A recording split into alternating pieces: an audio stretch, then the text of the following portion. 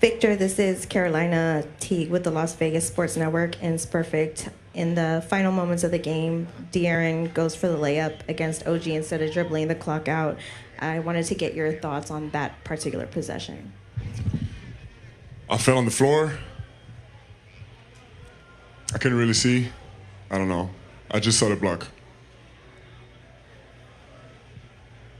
First row on the right, Tom.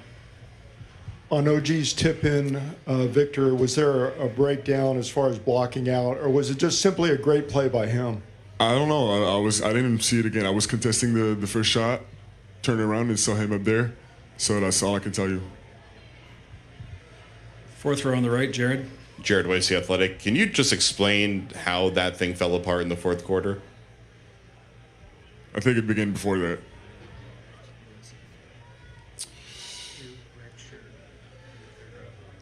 Third row on the left. Can't really explain it right now. I don't know. I think it's just, execution, greediness of some sort. We clearly weren't the most hungry in the second half. Victor, obviously this is very painful. What's going through your mind right now? What's going through my mind right now, I think it's going to go one of two ways. One of two ways. And a bad one and a good one. And I know the bad one would be giving up. The good one would be getting stronger through this, getting more together. And I know this is what we're going to do. Last row, Mark.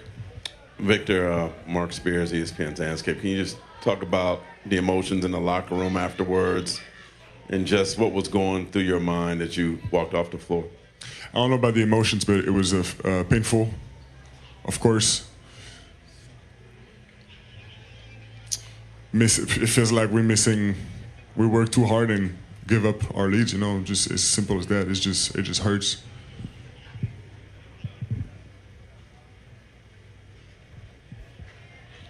Second row, Mike.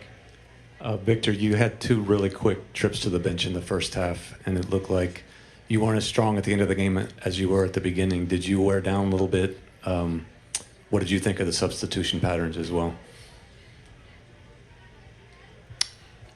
Substitution patterns, I don't know. It's not really my expertise, but yeah, I guess I did. Second row in the middle. Victor en français, Samy Sadik pour l'équipe. Vous aviez réussi à vous relever de la fin de match cruelle du match 2. Comment se relever de ce match 4? Qu'est-ce que tu anticipes dans les prochains jours? Qu'est-ce qu'il faut faire pour digérer au plus vite cette défaite? Je pense qu'il n'y a pas de mode d'emploi. Je ne sais pas s'il faut la digérer, je pense qu'il faut ressentir la douleur, le dégoût. Et je pense que ça ne s'apprend pas en fait. Soit on a ce qu'il faut, soit on l'a pas. Third row. Steve Wino, Associated Press. Victor, what was going through your mind on the two free throws and stepping away from the line after you missed those late? Mine? What was going through my mind? Same thing as always. It's just a shot. You might work on your form hours and hours. At the end of the day, it's just a shot. So you need to shoot it the normal way. Fourth row on the left. Hey, Victor, Leandro Sarhan, Prime Video, Brazil. You guys had only 30 points in the second half after 76 in the first one. What did you think changed offensively for you guys in the second half? Stop moving the ball. Stop executing. First row in the middle. Yeah, Victor, Matt Guzman, Spurs on SI. As is customary, the league's going to review the flagrant foul that you had on Karl Anthony Towns tomorrow. Assuming it holds, you'll only have one flagrant the rest of the series before one game suspension. Is that going to change anything about your physicality? Understanding that if, even a little errant elbow wrong place can knock you out for a game. Of course, I'm going to be more. I'm going to be more careful, but it's not going to change much. Victor, you said your team can now go one of two ways after a loss like that. How can you and your teammates pick the right path in which to now take Game 5? Holding each other accountable, communicating, not pointing fingers. And after that, we either got it or we don't. But, we've proven that we can surpass these difficulties. And even though we haven't been there before, I'm convinced we're built this way, and we're gonna use the better of this, and it's going to tighten us up. Mitch, Tom Osborne and San Antonio Express News. The 30 points in the second half, what went wrong offensively in your mind? I mean, obviously a few things to score 30 points in a half.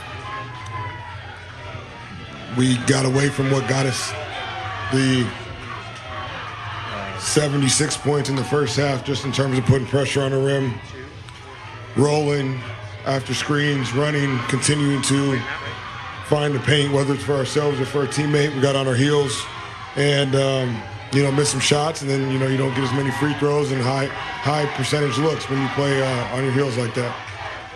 Second row on the right, Mike. Coach Michael Wright, ESPN.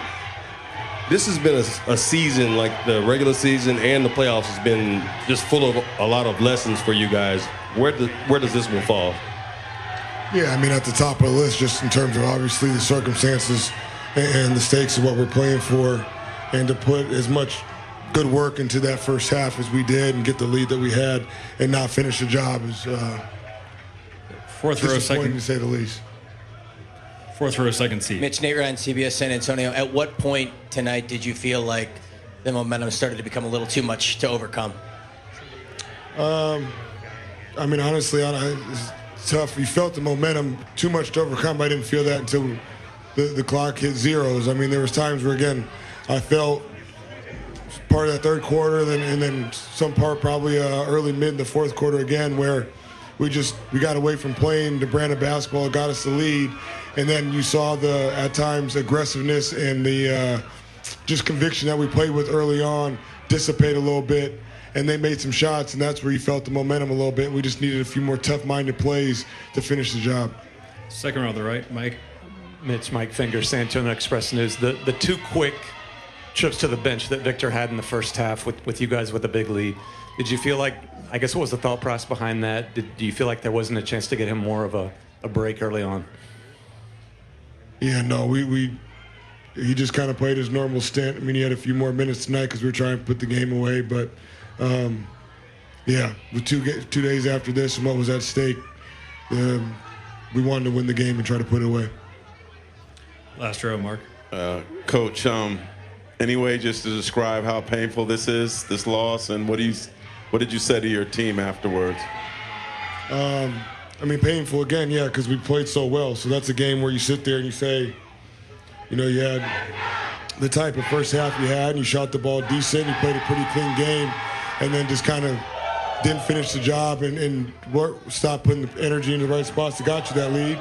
And what we're playing for now, we got to go home in 2 days and approach it the same way. We got one game that we got to win, and we got to win that game in 2 days, and we got to be more consistent and more tough-mindedness and finish the job and finish stronger at the end. First row, middle.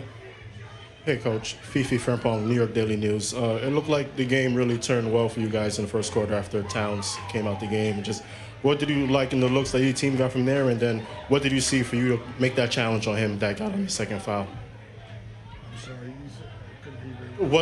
How much did you like your team's looks with Towns off the floor, and then what did you guys see on your end to call that challenge that got his second foul?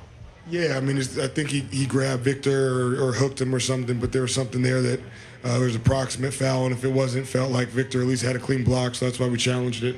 And I mean, it's a pretty clear picture if you watch the game in terms of what we did in the first half and why we scored so many points. It was pace, it was finding the paint, it was passing the ball to your teammate, it was taking good shots, and the second half was opposite of that. So, I mean, it's 76 points, one half, and 30. That's a stark difference, and a lot of surface level things. You don't get to peel too many layers and dig too deep to find some differences. First row, Matt. Yeah, Matt Guzman, Spurs on a side. Coach, what did you see on the final play? What was the first intended look there, and what kind of, I guess, messed up the inbound pass to kind of get that on? I didn't get a clear picture of what messed it up. It was just a back pick from Victor for Steph, and then Vic was running off, and Dylan had in his vision, whether it was Steph at the rim or Victor running to get a shot over his right shoulder, and obviously we didn't get the pass where we wanted to.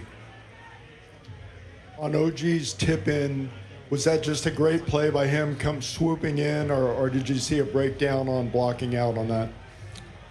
Both. First row on the left. Tom Petrini, 7 Black Coffee Hour. Coach, when you have a game like this, you're up almost 30, and now you're down 3-1 instead of 2-2. The emotions obviously are going to be really tough. How do you help the guys refocus as you head back to San Antonio? Told them to feel the emotion tonight because they're competitive, and that's unhumanly possible to not. And tomorrow, take all the emotion out, and they better be ready to play in 2 days and win. Let's go fourth row on the right, DA. Mitch, this is new territory for everybody in terms of what just happened. I just wonder, like, what are you drawing from what this team's been around the last couple of years to kind of get them back to an equilibrium where they can try to put this by the side and get ready for Game 5? Yeah, I think, again, we have 2 days to put everything we have into that game. And that's the only game that matters. And, by no means am I not acknowledging the Knicks and what they've done and give them credit for playing good basketball, but we feel like we've decided the outcome of all 4 games. And we need to be better in the next game. Last question, Jared in the back. Jared Weiss, The Athletic. Obviously, your three-point shooting was great in the first half, cold in the second half. At a certain point, what did you try to do to change the flow of the offense when the shots were going down to create looks you thought might be more efficient?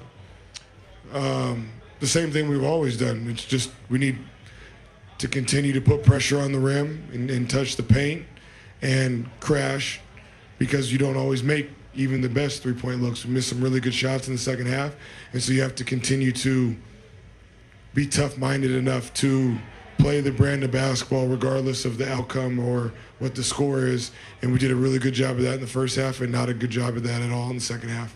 Dylan, Matt Guzman, Spurs on SI. Something Coach said was he kind of talked to y'all about experiencing whatever emotions you have today before flushing it for 2 days down the road.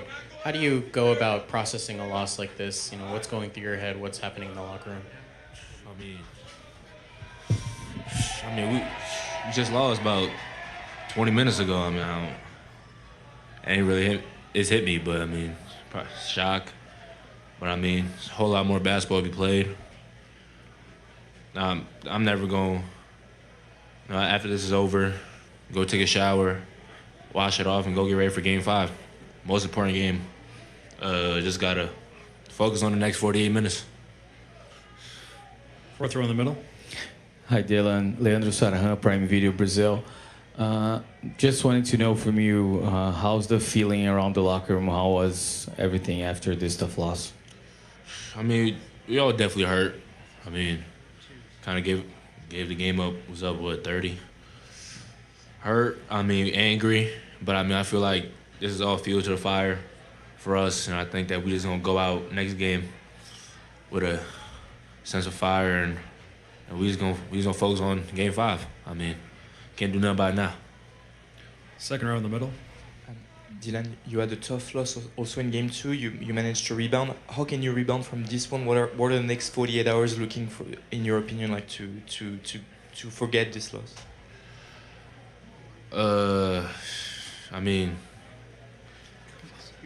just got to realize that the most important thing is the next game. I think, backs against the wall. We've answered the call every time, so I mean, this is no different for us. I mean, it's not no time to complain, not no time to point fingers. It's time for us to step up. It's time for us to, if we believe we are who we think we are, then it's gonna show. First row on the right, Tom. Dylan, on OG's tip in, did you feel like the ball was almost in your hands, and was that just a great play by him, or was there anything you guys could have done differently? Yeah, I mean, I bounced off the rim the right way. He tipped it in the right way and it went in. I mean, I could play I wish I could have did this, wish I could have did that, and then he tipped the ball and it went in the rim. But, I mean, I definitely thought I had a hand on it. I definitely think I helped put the ball in the rim, but, I mean, just got boxed out. Second row on the right. Ramón Esteves, Deportes en Línea. To lose a game like that for a group of young players like you, how do you think it's going to affect the mental part of the game the rest of the series?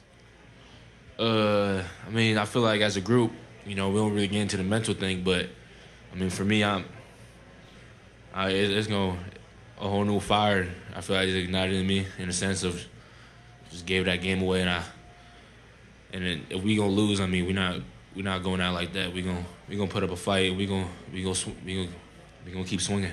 But for me personally, I feel like this loss, shit. I mean, I'm gonna bounce back. We all gonna bounce back, and I feel like we gonna show the road we made her. Last row on the left. Hi, Dylan. This is Hussein Alawi from Bahrain. We have seen that the San Antonio Spurs, maybe they are still young. The final roster that played the last 5 minutes are still young. In the future, what are we expecting from this talented roster? I mean, I feel like whatever coaching staff feels best to put on the floor. I think that's the same lineup we finished with last game. Obviously, we all wish we could do things different, but just gotta bounce back. Really, I mean, I feel like late game, we just gotta control the game more. We can't just give up big leads like that. First row here on the left. Dylan, it felt like in the second half there was a lot of jump shots, a lot of quick shots. What did you think about the offensive approach in that second half?